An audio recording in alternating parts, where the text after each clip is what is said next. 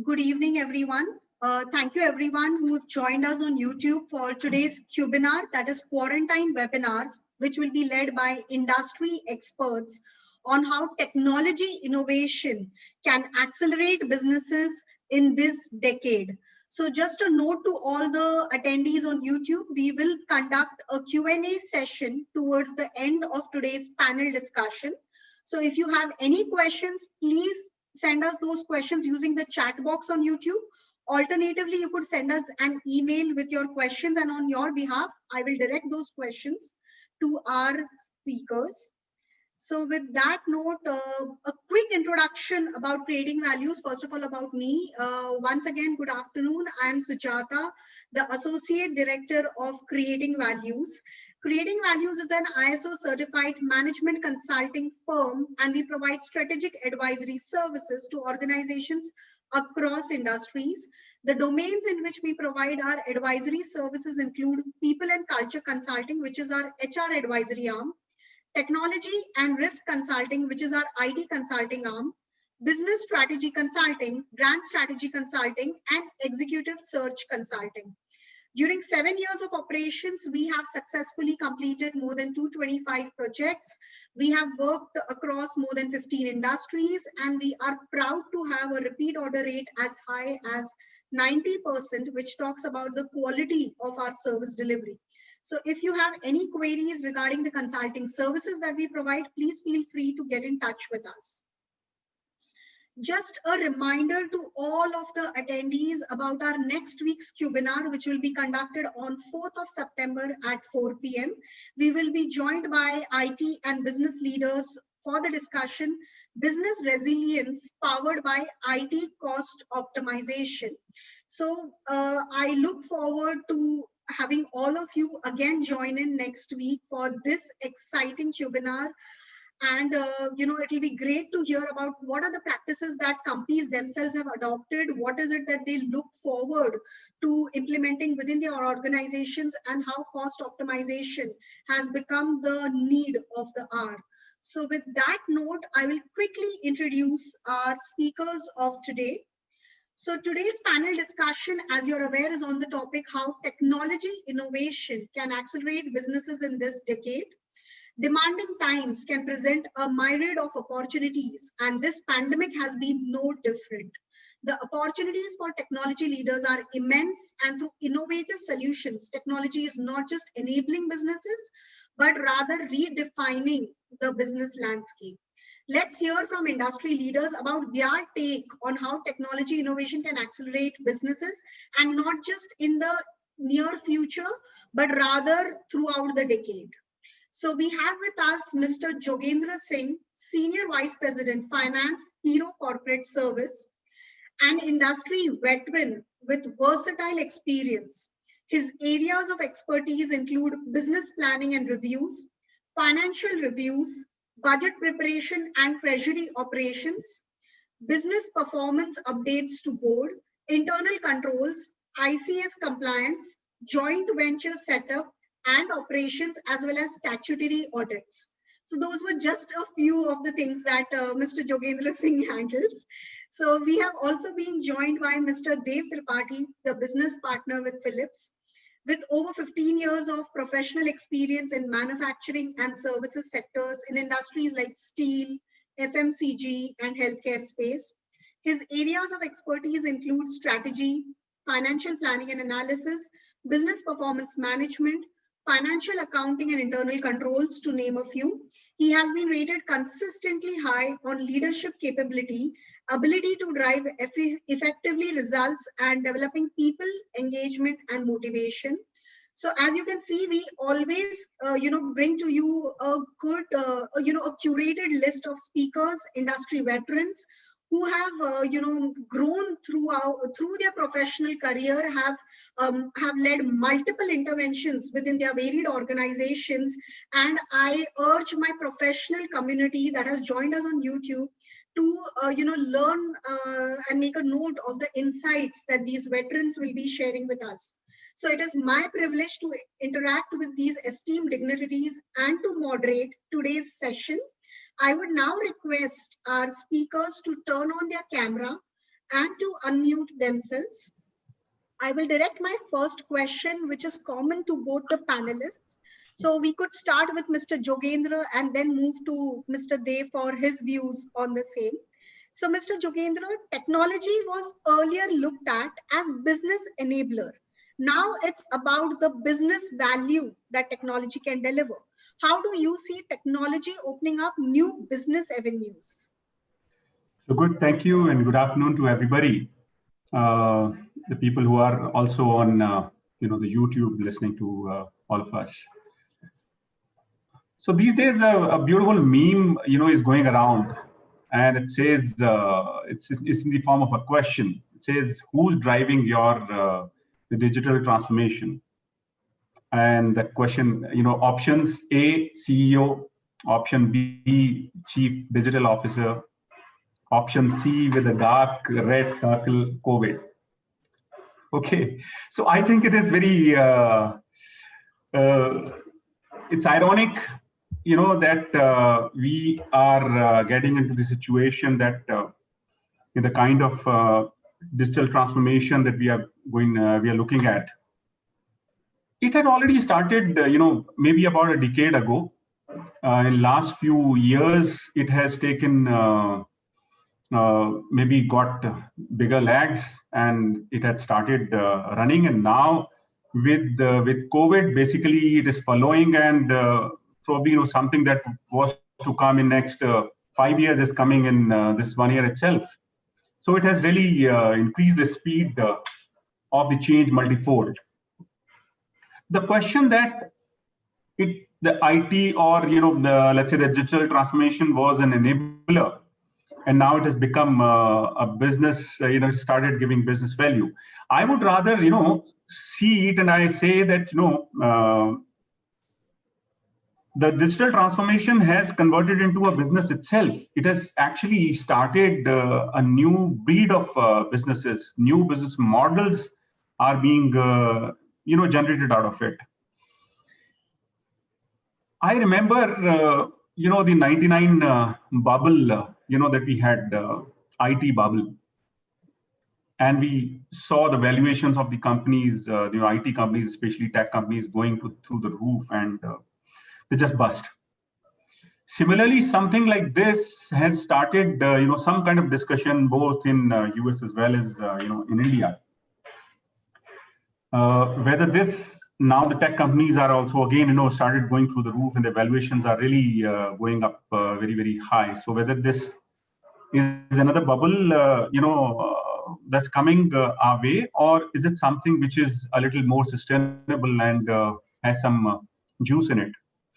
But if you really look at it now, since last few years, all these tech companies have converted them into some very good, strong business models. They have very good growth rates. They have good margins. And it has really created, as I was saying, new breed of industry. So I'll give you an example, from one of our companies. So we have an insurance, broking entity. And we have been, actually, we are the largest insurance broking entity in India in terms of number of policies that we, insure. Over 1 crore plus policies are done every year. So what has happened over a period of last 15 years or so that this company has been in existence? We have a huge amount of database. And with the kind of tech that is available today, if I can collate all this, it can truly be monetized into a huge business model per se. And it can, so when we talk about having a bold vision and think about business 10x, this is easy to say, but very, very difficult to. But these are the things which I see you can actually make it feasible for companies to not only visualize that, but actually put it into operation, that you can think of 10x kind of operation.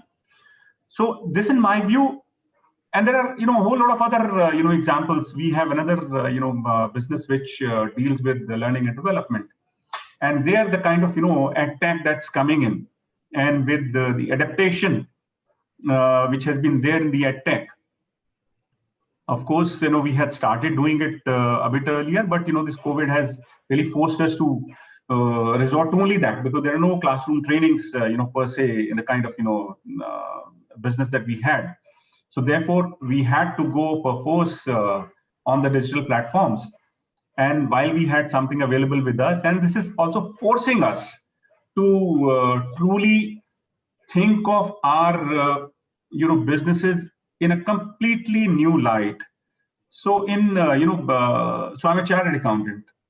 Okay, so we always used to think about so when I would say budgets, I would always say there is no budget like you said last year was so much and plus 10% is so much. Bullshit. You just keep it away. To my mind, budget is always a zero-based budget, and it has to be zero-based every time.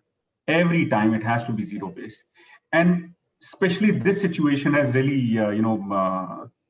made us think like that. So similarly, in the same way, you have to really think about your businesses as zero-based business.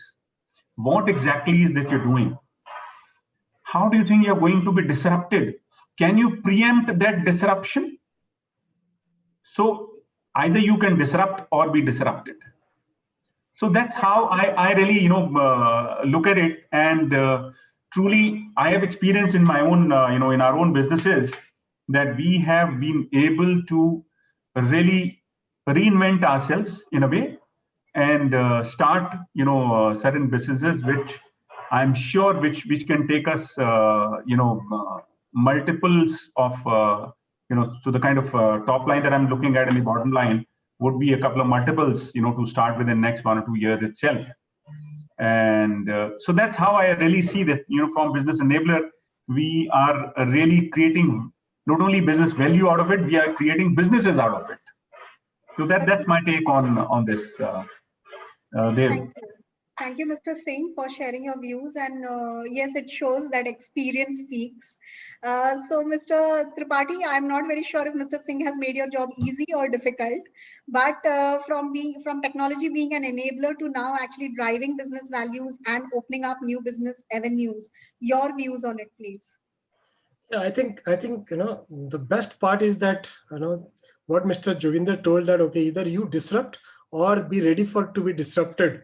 I think that's very such a strong statement. And good afternoon to everyone, and thanks Sujata for introducing.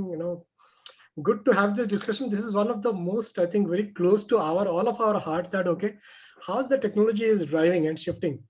So if I'll split your questions into two parts.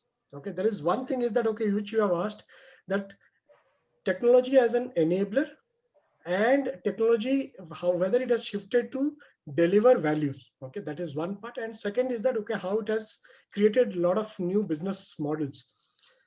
So now there used to be a time now, 2.5 decades back, if you'll see, maybe that corporates used to have a good statement to make that okay, we are using computers or digital, digitalization we are doing. Okay, that was a fashion statement.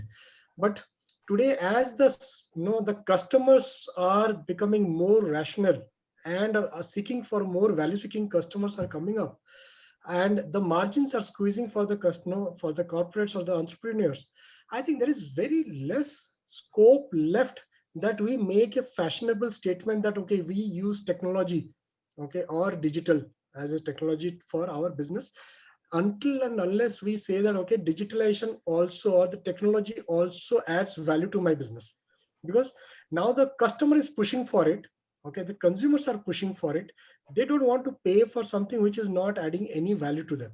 Okay, so it is no more a good to have, but it's a must have, and it should pay back. I think these are the three things I must say. The second part, if you see whether how it has created business models. So let me give you an example that okay, maybe 15-20 years back, when you want to buy something, the simple thing is that okay, you go pay cash and you get the product. Okay, now after that there is a change which came that okay, people tried using plastic money. Now the plastic money, the people used to park their money in the bank. Okay, the plastic money, when it came, the cards things came, and you see who all came up. It's not the banks. There are a couple of companies like the Mastercards, the Diners card, the Visa cards. Those guys came up because bankers, they felt that okay, it is not our core expertise to catch hold of consumers. So the Visas and the Mastercards, they came up, and there is one business model which opened up. Okay, such a, and all of these guys features in the top 100 or the Fortune 100 companies. Correct. You move forward, then people realize that, or these companies realize that okay, you when you swap a card, okay, there is a card vending machine at the point of sales. Okay, everybody, every day we come across all those things. Now the card vending machines are actually another model of business. They capture so much of data that they have their own business model for any sort of initiatives or benefits you want to pass on to the consumers. You can always reach out to the card vending machines. Now, while doing all these changes, the third set of guys who came, they told that, okay, you are carrying a mobile phone, correct? So why you need to carry a card or go to a vending machine? I will give you a digital wallet. Now you see a person who is paying for the same product and same money. There are 3 to 4 guys who came in between, and all these guys are flourishing, correct? All these guys are flourishing, and they are adding a lot of value to the system. So it's like we need to consciously look around to see all these examples we came across day to day. So technology has brought in or created a lot of business models today. Certainly. In fact, that's what I was saying, that with difficult times, there are also opportunities that get uncovered, and it's only with the right mindset that organizations should approach it and look for avenues wherein values can be delivered both externally and internally. Externally, obviously, to the customers, and internally to your employee base. So that's how organizations need to think about difficult times. So with that, I'll move to my next question. And again, the question is common to both the panelists. So surveys reveal that majority business leaders say that prioritizing technology innovation is key to their business strategy. But lack of readiness of people to embrace automation becomes the bottleneck. So what can firms do on this front? So for this question, I'll again go back to Mr. Joginder first, and then come back to Mr. Tripathi. Yeah, so Mr. thanks, Sujata. So, you said something very interesting. They said, let the crisis not go waste. That's what, Winston Churchill, said at one point in time. The crisis should not be wasted. So obviously, crisis is time. And if you really look at the history, a whole lot of large businesses have actually born out of the crisis. That's the world history itself. But, going beyond that, you're right. Today, the adaptation of technology is on the top of the agenda, or funny, CEO, CFO, CTO, CDO. And having said that, it's not very easy to, adopt and adapt to the technology. And when you talk about disruption, how do you think you will get disrupted? Having that vision and to prepare, yourself to counter that. A very major link is people, because it's finally people who are going to, bring the change, who are going to, and therefore, primarily the biggest impediment in that is also the change management of people. We have been, working in a specific style over the years, over a long period, and how do we change our working styles now? That's a very big challenge for any leader. Having said that, it is very important when you look at the innovation to be seen or to be adopted or to be done in the company. The most important thing is primarily to create an ecosystem. If you have an ecosystem where the innovation is seen as a necessary evil, and I'm saying necessary evil, because people don't want it. Nobody wants change. But today, it's very important. This is something that you have to really adopt. and adapt in terms of, you need changes in your product, in your services, in your cost, quality, distribution, a whole lot of, offerings, that you have. And one of the things, that we have found, while in around this place and also in some of the earlier companies, that I've worked with, which is also very, they used to, put a lot of emphasis on innovation, was that you're allowed to fail.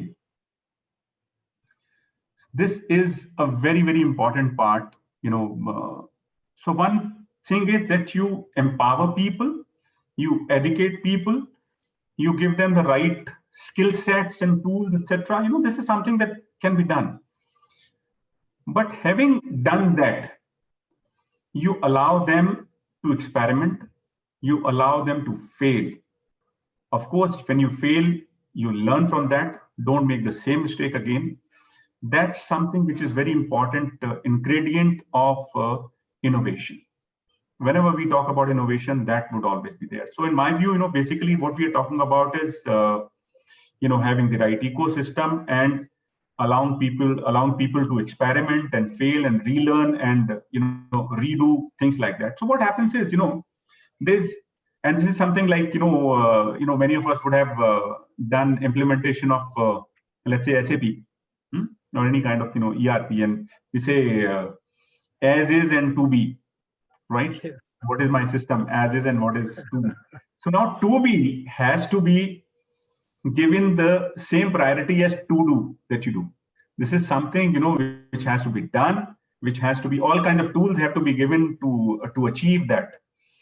That is absolutely important. Of course, you have to understand what kind of skill sets do you need for your kind of business, for your line of business. What are the tools? What are the gaps, of the people? And fortunately, in this period, initially, when there were not so much of zooming around, in first few days, it was a very good, opportunity for all of us to ask people what are the areas that they would like to, skill themselves on. And today, there's no dearth of, sources. So you have all kinds of, Coursera's of the world and edX of the world or HarvardX of the world. So you get the best of, the skills and education available at almost no, very, very cheap price. But you have to really understand, what do you need? Do you need a course on design thinking, so to say? Or do you need a course on some kind of analytical, skills? So to give an example, some of our guys, we said, guys, you just go and learn Tableau. Very simple thing, but I've come back and, I've seen that once 3 people, had done, they are going in for the advanced version, and they are now showing, to other people how they can, prepare a dynamic view of, whatever the state of the business is, the transactions is. So this is also a very, very important thing, one, I said on the failure side, one on the success side, you start celebrating small successes. And when you start celebrating small successes, that is what gives a lot of motivation to people to go ahead and learn. And always, I say that you have to lead with love. So lead with love, prepare people. That's the way I see it. Thank you, Mr. Jogendra. So the same question, Mr. Tripathi, to you, that although, businesses want to drive technological innovations and maybe bring in something disruptive, but it's many times the acceptance of people down the line that becomes a bottleneck. So what can firms do on this front? So I think, Sujata, though I think Mr. Jogendra added, highlighted many of the things. Few things we normally do wrong is that when we bring a technology change or change we bring into any organization, we sometimes are not very transparent in sharing the objective behind it. Okay, why am I doing a change? And Mr. Jogendra very rightly said that, okay, we all know that, okay, change is inevitable, but I don't like to change. Why should I change if unless and until somebody convinces me that, Dave, tomorrow onward you have to be like this? I don't want to change, okay, because I'm comfortable what I'm doing today. So that is one thing, is that, okay, we need to establish or set aside that what is the objective of a change required. Okay. Second thing is that, somewhere technology innovation also should play in specific, places where this, the adaptability is really successful. If you'll see where there is a lack of scale, okay, when there is a scale, you will see that, okay, maximum resistance to any change, because there is always a scale which itself pays back, correct? It drives productivity. When there is a lack of scale, then you see that, okay, technology can bridge that, inefficiency, that, okay, technology can bring or bridge that lack of scale to a full scale. So that's where technology plays a big role. And second thing is that, okay, wherever you find that, okay, we need to innovate, whether it is really enhancing the convenience for the customer. When I say that whether it is enhancing the customer, convenience for the customer, you should say that it's not only the consumer, it's your internal customers, whether it is your accounts, whether it is a finance person, whether it is your sales person, whether it is your procurement person or stores person or your marketing person. For any of these customers, if the technology really enhances the convenience, then the adoption rates will really shoot up. So these two things, once we keep in our mind, then I think if we'll see that, okay, the adoption rate really improves. Certainly. In fact, that's, how whenever we are talking about user adoption of technology, whenever we discuss with major companies and try to design what would be their change management strategy, the focus is on these things. Ultimately, it is the communication. First of all, you're having a good, solid communication strategy in place. Was technology, all right, it is a technological project, but did it get restricted only to the IT department, or how did you manage to make it a business project and not just a technology project? Absolutely. So how was it communicated? You're absolutely right on that. And one very important factor you touched upon, which we normally always use while designing our alignment sessions, is to answer what's in it for me. So if you are asking me to change, please tell me why should I change? Is this change going to make something better externally for my customers, for my company in a certain manner? And how will it improve my working efficiency? So the moment you answer this, your employees are completely on board and they are willing to work with you as partners in the change rather than resisting the change. So that is the main thing, that always think about human beings, from whenever you're designing your change management strategy. So that's very, very important. So with that, I'll move to my next question. Mr. Jogendra, first views from you on this. There is often a scenario that momentum of innovations tend to have a short shelf life. What should firms do to sustain it across the decade or even longer? Like, for example, even COVID, it might have been a motivator for several interventions, but how should organizations sustain the efforts and the positive impact?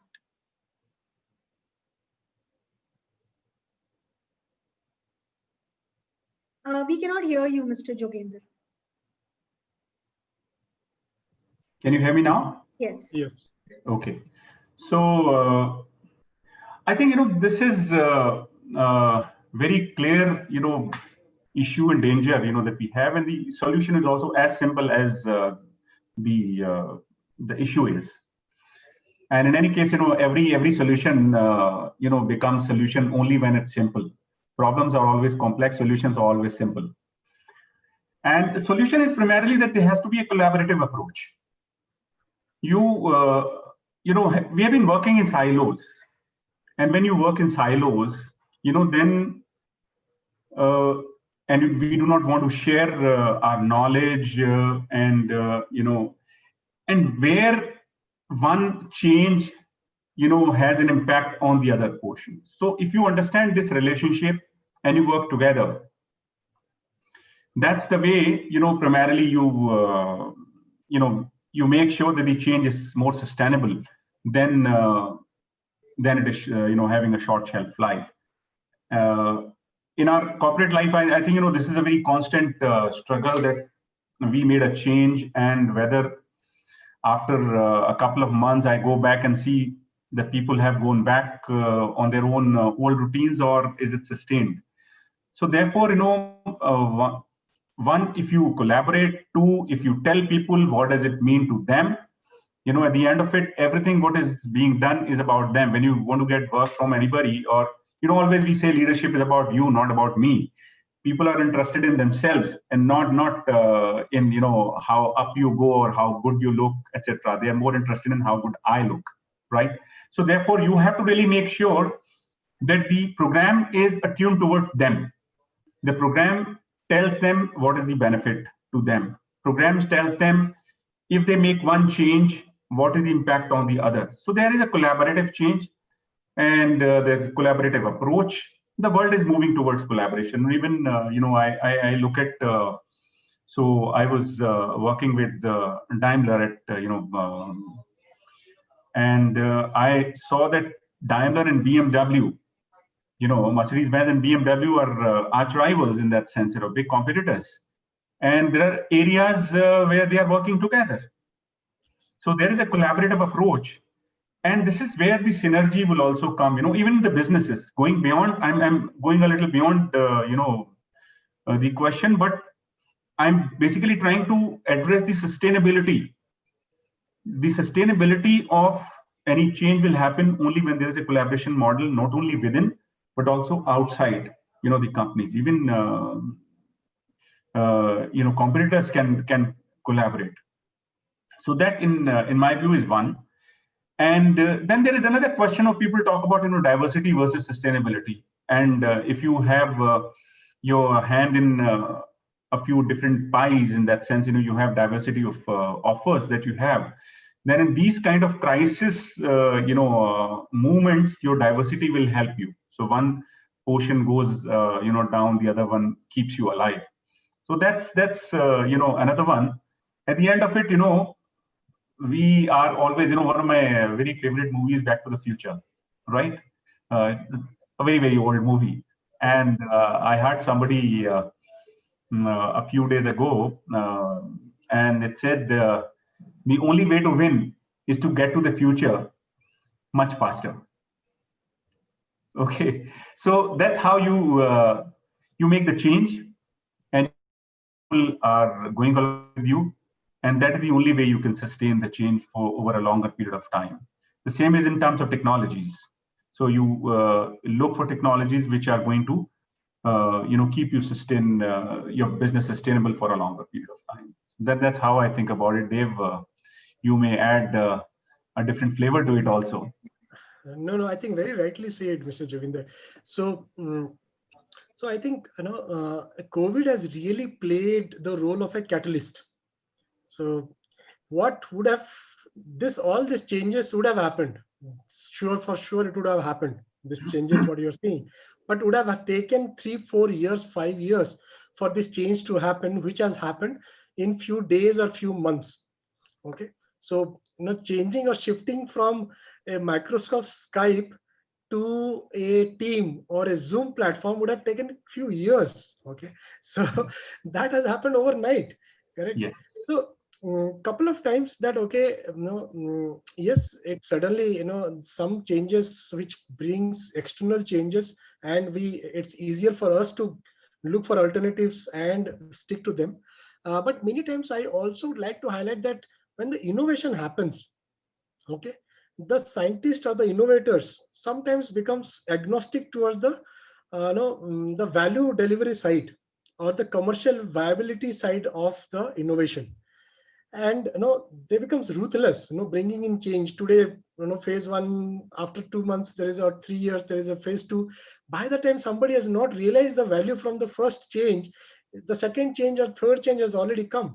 So that creates somewhere that deficit or trust deficit from a customer side, because the customer also invests money, correct? And for whom we are bringing the change, it is for the customer. Unless the customers really brings gets all the value what they have invested, it's they will lose trust. So what we should see is that, okay, when we bring any technology or the technology from the developer side, they need to really target a larger spectrum. So it's not that, okay, if I am bringing a solution for my accounts receivable, it's not that somebody only brings that, okay, how to bank a check. Somebody has to see that, okay, how's the entire dispute resolution should also happen, to a reconciliations to happen, to a balance confirmation to happen, to a check receipting should happen. Okay, so the end to end should happen. So then you'll see the technology is not short lived, nor the adoption will be short lived, because then it enhances the convenience for the users, and it brings a lot of value to the system. Then both the user and the developer, they will see that the life of a change will stay longer. Sure. Thank you, Mr. Dev. Quite interesting points shared by both the speakers, somewhere in tandem with each other, but also quite, variations in the kind of things that both the speakers have shared with us on this simple question, that how do you sustain any sort of change, especially when it comes to technological change within a company. So thank you for that. I'll move to my next question. And the next question is for Mr. Singh. Mr. Singh, everyone talks about sunrise technologies like AI, ML, chatbots, but their implementations will be based on industry types. You come from hardcore manufacturing industry of steel. So where and when do you see such implementations happening within your company or within your industry at large? Okay, good. So I talk about, manufacturing, hardcore manufacturing, and I don't come only from steel. Steel is, of course, one of the companies, that I'm looking after, but there are, multiple companies, and I'm not talking about, service companies now. So, and I, apart from that, I have also worked with the auto companies. I gave example of this Daimler. So I'll give you an example, basically from both of these, and both are hardcore manufacturing entities where, these applications can come and how. So when I talk about Daimler first, and Daimler came in India, and we were looking at how can we leap ahead, because these companies, the auto companies. So we were coming in with a truck, which you see is Bharat Benz truck, right? So I was their employee number one for that company. Yeah. So we were looking at how do we leap ahead of this when you already have you have Tata Motors, you have Ashok Leyland, and others. So one of the ways was giving the right kind of experience. Somebody told me, even human resource department today, should be called human experience department. So which was very, interesting thing. So similarly, we talked about what kind of customer experience. So I talk about after sales. So after sales is one area which is a very pain area for the end user, because the end user, when he takes it to for repairs or something, so he's not very sure of what kind of materials would be used, what kind of parts would be used. Of course, if he takes it to an authorized showroom or repair center, then it's fine. He has that trust. But sometimes you don't really get, there's a breakdown somewhere in the middle of nowhere. So we started, especially on the digital platform, for all of the people who were to do the repairs, etc. For their education, we created a very clear digital platform where they would know in a workshop how the parts would be dismantled and how this would be reassembled. So there was no classroom kind of a training. This could be very digital training that these guys can really part by part how things are coming down and going in. So this was one major thing that we did, and we try to create the transparency with the customer of what is being used.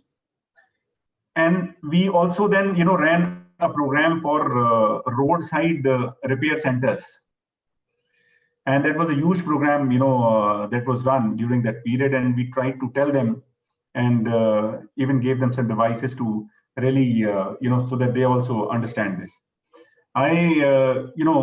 Coming to steel, as you said, so steel, so the kind of steel mill that we have is not an OEM. So this is a mid-sized intermediary manufacturer. Okay, we make, so we buy hot rolled steel coils from the OEMs and for the integrated mills, and we convert them into cold rolled coils, and then that is sold to tier 1, etc., or tier 2, etc., for the OEMs, and sometimes to the OEMs. So one of the very important aspect of this business is to understand what is the yield ratio. So what I put in and what I take out of this, because a very large portion of this, it can go to about 90% of the cost is on the raw material itself. So therefore the yield becomes a very, very significant factor for us. During the process, how do I make sure what is the yield which is coming from one process to the other? One was, that I put the digital, put the the platforms where I will just, weigh at every station, because there are 7 stages, supposing. So after each, stage, I just take them, weigh, and then come back. So there was a huge amount of time that will be lost, and of course cost. And time is money, of course, in this processing industry. So how early you can turn around. So what we did was we looked at and put some sensors, and we tried to look at derived weights at each point. So the sensor would look at what is the dimensions, and based on dimensions, primarily it will calculate the weight at each stage. And of course we did. So there was those sensors were also sort of they did learn themselves as well, over a period of time with some enough amount of data, and we learned ourselves, what is the level of accuracy.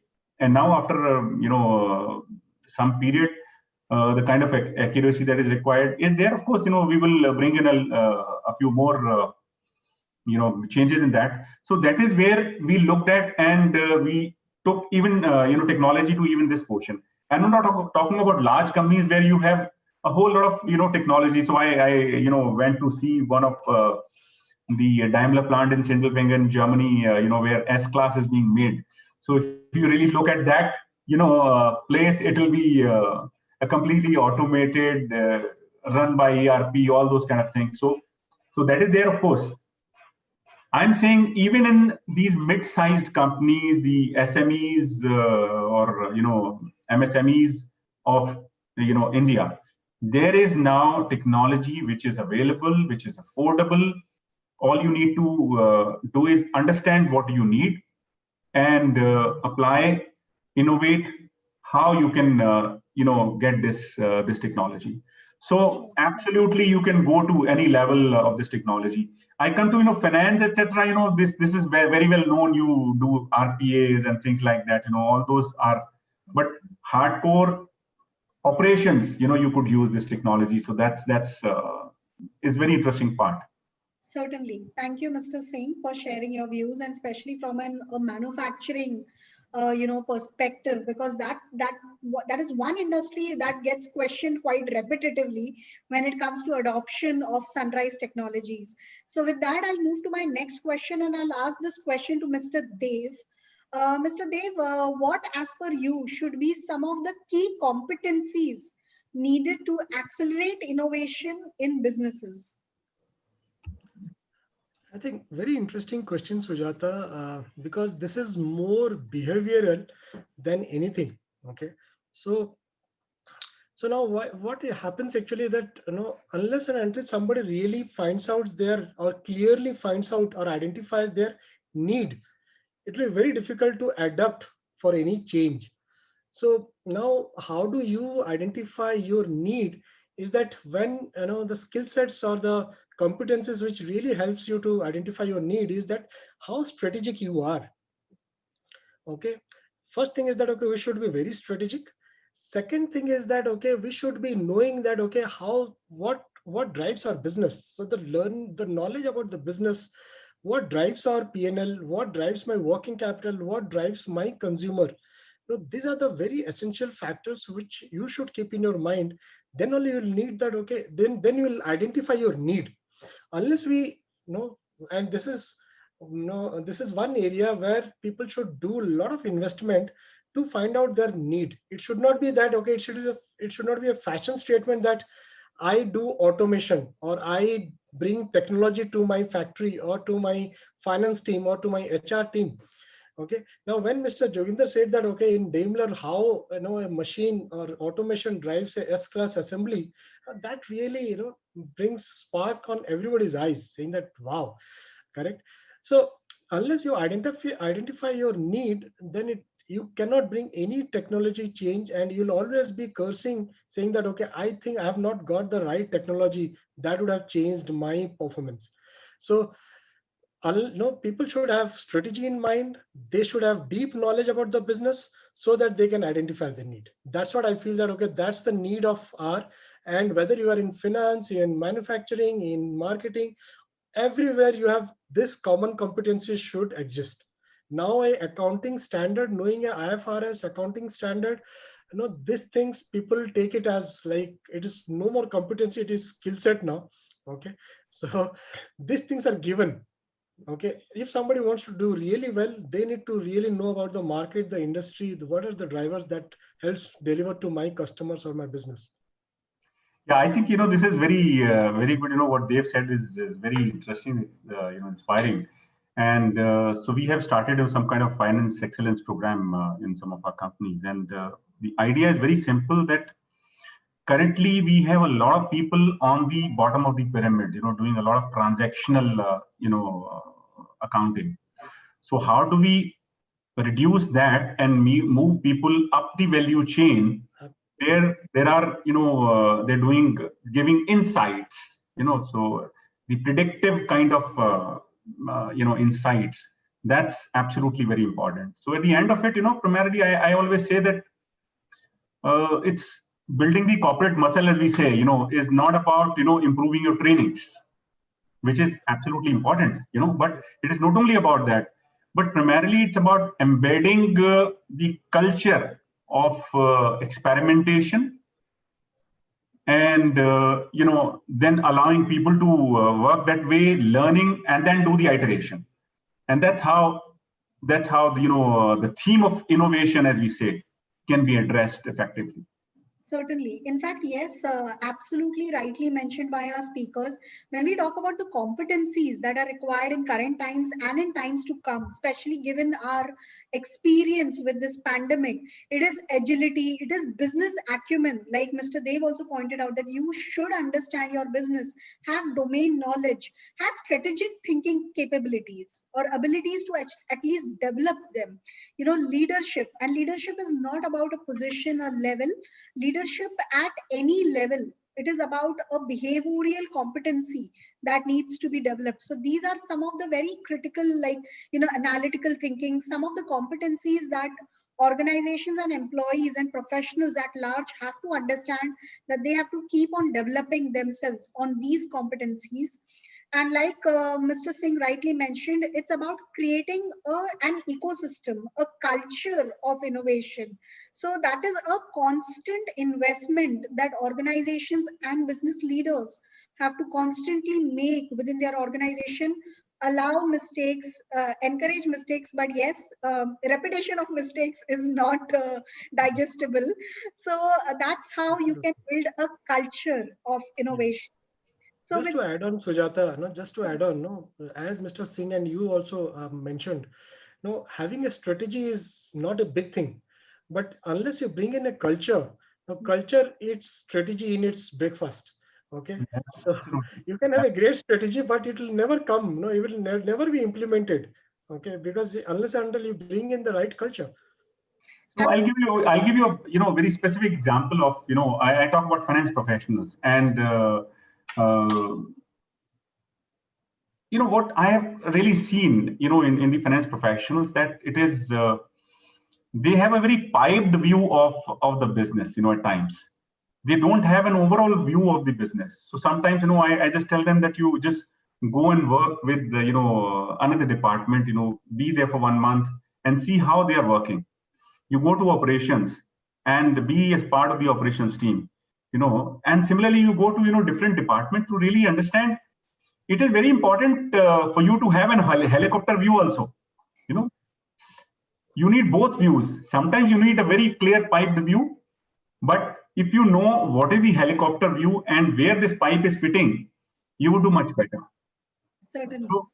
Thank you. So I'll move to my last question of the panel today, and then we will move to our Q&A session.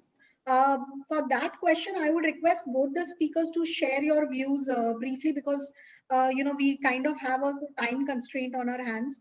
So maybe briefly for 30 seconds, if both the speakers one by one could give me an answer. I would start with Mr. Singh, and then we would move to Mr. Dev on this question. Mr. Singh, how can business and technology leaders start their journey towards innovation-focused business approach? Any cheat sheet or immediate actionables that you can advise them? I think that's a very, very beautiful term, the cheat sheet. So of course there would be a cheat sheet, and the cheat sheet, primarily start with the customer. The entire business is about the customer. So first of all, you understand you should have a 360-degree view of the customer. That would be a very, very important thing. And then you identify what are the gaps. You understand what are the vulnerabilities that you have in your business, where you can be disrupted, as we said. And then you identify to fill those gaps what are the kind of tools, etc., that you would need, and you adapt them. Have a large aspiration. As we said, the leadership, would drive this. So at the end, this will be all about leadership and people who will drive this change. Sure, thank you. So Mr. Dev, your views, your advice, your cheat sheet, that how business and technology leaders can start their journey towards innovation-focused approach. So I think, Sujata, business and technology, both has to go hand on hand and together. Okay, the technology experts should always keep in their mind that, okay, what they are bringing onto the table. It's not that what I have, I want to sell, but whether my customer need, I should know, and according to them, whether I'm really solving their problem. Okay, so that's what a technology leader should see. And when it comes to the business side, the business guys or the entrepreneurs should see that, okay, how fast I implemented or I bring in change management culture to my organization. And the second thing is that, okay, you should have a strong conviction, okay, and perseverance that, okay, and a trust that, okay, technology can really bring in those changes, which will help me to deliver the values to my customers or my stakeholders. So these two things, unless we, both these leaders keeps in mind, then I don't think it is it is easy for both of them to go together. Sure. Thank you, Mr. Dev. In fact, very aptly mentioned. So it is a continuous focus on your change management process. It is understanding and not force fitting your solutions, but actually trying to solve a business case, a business problem, and giving the customers what they really need. And then working on the change management and building the culture, the right culture for it. So with that, we will be soon moving to our Q&A session. We have pre-received certain questions, and then there are questions that our attendees have also shared on YouTube today. So prior to that, just a reminder to our attendees, please join us on 4th of September at 4 p.m. for our next webinar, that is Quarantine webinar on the topic Business Resilience powered by IT cost optimization. You will be listening to IT and business leaders who have themselves necessitated such interventions within their organization, because for many industries and many companies, first of all, 2020 has become a a question on sustainability, and so it is a year to survive. I think on health aspect as well as on the business front. But then how can you really make your businesses resilient for the times to come, so that times like these, a pandemic such as this does not disrupt your organization in a negative manner. So for that, please join us. We'll be talking about the cost optimization techniques that many organizations have deployed within their own organization. And with that, the Q&A session, and I'll be directing the questions one by one. Just give me a second. Okay, so the first question, it has been asked to Mr. Dev on it. What are some of the long-term changes you foresee within this decade with regards to technology innovations driving businesses? I think long-term things which will be more behavioral and which will be a impact of this long-term COVID impact also is that the act or the reduction of the discretionary spends. Okay, if you see, many times we all have tried our best that how to make travels more effective. Okay, it has never happened because it's not that the person who travels, a salesperson or a marketeer who, when he travels, it's not that he wants to travel. It's the customer on the other side also doesn't accept that unless somebody really physically meets them.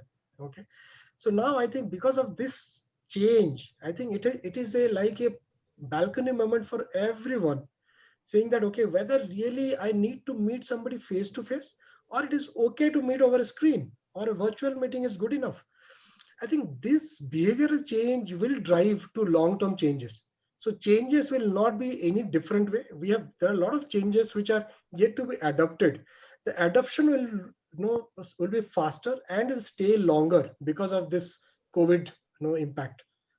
Sure. Thank you, Mr. Dev. So the next question has been asked to Mr. Joginder Singh. So innovating in the corporate landscape is just like riding a bicycle across a minefield. So any quick tips that you can give to leaders on how they can, navigate this path? So somebody coming from Hero. You're going to share the secrets. I think you're going to share the secrets. No, I think the secrets, as I said, solutions are always simple. It's only problems which are complex. So solution, I think, is very simple. That you have to just understand the customer and build your solution around that only. So once you have the right person in the center of your solution and you build it around this, that's the way you have to do it. That's it. So whether you have of course you have a cycle to ride on, but you have the responsibility at the end to the customer. Sure, thank you. So ultimately, customer is the king, internal or external, because it was rightly mentioned earlier. We always say, there are only two kings: either Singh is king or customer is king. These days we say cash is king. So for the benefit of all the professionals who joined us, let's stick with customer is the king, either internal or external. So, one last question that we've received from an attendee, and this question has been directed to Mr. Dev. Maybe there are certain reasons that that are there that this question has been directed to you. Most of the IT giants are based in the US. How can we either catch up or compete with them? And is it possible at all, since we are maybe we are already lagging on this front? So what can you say when there is such a comparison about the technological innovations that happen in India versus what's happening in US? See, I think so better not to compare, okay? Because a lot of innovations, the thought process, everything comes from the surrounding where we are being brought up, born and brought up. Okay, so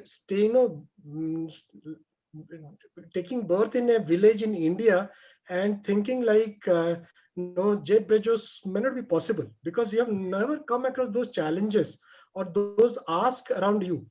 So what we should do is that my 2-cent advice will be that focus on your strength. Okay, moment we focus on our strength, we have many strengths, and that's why the US or the UKs of the world, they still look at India for solution. Okay, so one of the example is that healthcare healthcare delivery is a challenge for starting from a place like India to an Africa to a US. The cost of delivery is a challenge for all these countries. Now everybody is looking for a solution towards India. Why? Because India can really bring the breakthrough technology by which how they can bring down the or really make the affordability, bring up the affordability for all its population or citizens when it is so difficult. Correct. So we have various strata of citizens and various strata of economy. How to bring it to so many people, and when and we have made it possible. If you see any machines of MRI or CT machines, every scan per scan, if you see there is a $600 in US. In India, we deliver a scan, we make a scan or you pay for a scan $13. Okay, it's so different, correct? We still afford it. Okay, forget about whether the hospital is really making the desired margin what they want to do, but we have really cracked it, right? Because we realize that okay, our strength is the volume. It's not that 3 hours one scan we would like to do. We would like to do 10 scans in 1 hour. Okay, and there are a lot of examples around that. Okay, where we should focus on our strengths and see that okay, definitely one day the developed countries will definitely look upon to us for those innovations. Sure. Thank you, Mr. I would Dev. just add only one line in this, which has been summed up by Dev beautifully. It took China one generation to go past US. I'm 100% sure it will take us much lesser than that. Absolutely. Great. So that's a very positive note. Thank you, Mr. Singh and Mr. Dev, for sharing your views. I would just request both the speakers, maybe in 30 seconds, if there are any closing comments or any, last thoughts that you wish to share with our attendees. Mr. Singh, we could start with you, and then Mr. Dev, if you could end with your comments. So, Mr. Singh, please. So, in my view, basically, what is? Can you hear me? Yes, we can. Okay. So in my view, what is very important for us is to really keep the right kind of mindset, for us, and believe in ourselves and absolutely aspire high. Take bold steps. And that's how, we are going to go beyond, whatever we have dreamt of. So keep that on and drive away. Great. So, Mr. Dev, your closing views on today's panel. I think, we should stay positive. As Mr. Joginder said, bad time comes, okay, it teaches a lot, okay. We should not give up. The best thing is that, okay, innovation, should continue. The entrepreneurs, all the startups and everybody should keep one thing in mind that, okay, what value they are creating for the customer. If that's one question they keep it in mind, then I think they are always on the right track. There is nobody who can really distort their ambition. Great. Thank you, both the speakers. And yes, it's rightly mentioned by both of our speakers, and something that all the business leaders and professionals need to take a note of. When it comes to technological innovation or innovation of any sort, it is about the mindset shift that is required within organizations. It is about building a culture of innovation within your company. And, whenever you have any disruptive technology coming in, always answer and address the human aspect of change. So always think about your employees, always make them a part of the innovation that you wish to drive. Have, understand that change can be, biologically painful when it comes to, and it's always considered as negative.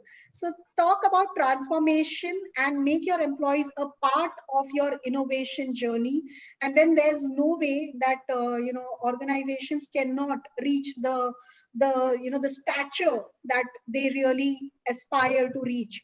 And customer is the king, internal and external. So always try to solve something, always try to answer what's in it that you can deliver a value, as a value to your customers, and then move forward in the right direction. So with that, I would take this opportunity to first of all thank all of our attendees who joined us on YouTube. I also take this opportunity to thank our esteemed speakers, because first of all, in these trying times, you have given us your valuable time.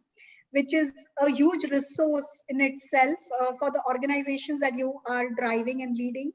So thank you for your valuable time. Thank you for your insights, your observations, your learnings, the amazing case studies that you shared about your current as well as your past organizations. Thank you so much, Mr. Jogendra Singh, and thank you, Mr. Dev Tripathi. Thank you. Thank you very much. Thanks, Sujata. Thanks, Dev. Thank you. So with this, this is Creating Values Cubinar Fridays, signing off for today. Hope to see you next week for our next week's Cubinar, which is scheduled for 4th of September.